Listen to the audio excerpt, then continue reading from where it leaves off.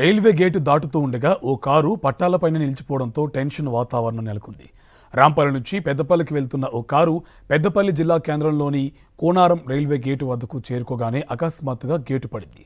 Car రైలు పట్టాలపై నిలిచిపోవడంతో ఆందోళన చెందిన సిబ్బంది గేటు తెరిచే ప్రయత్నం చేశారు. అదే సమయంలో గేటు రిపేర్ అయ్యి ఎంత ప్రయత్నించినా తెరుచుకోలేదు. దీంతో అప్రమత్తమైన సిబ్బంది అటుగా వచ్చే పలు రైళ్లను నిలిపివేయాలని సమాచారం అందించారు. గేటు రిపేర్ అయిన తర్వాత కారును పంపించడంతో అందరూ ఊపిరి పీల్చుకున్నారు.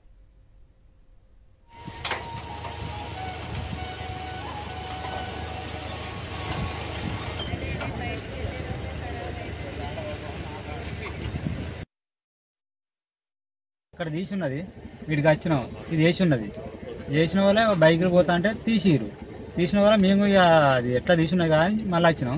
ఇది తీస్తారనుకుంటే అది లాక్ అయిపోయింది. అది ఆల్రెడీ వేసిండు.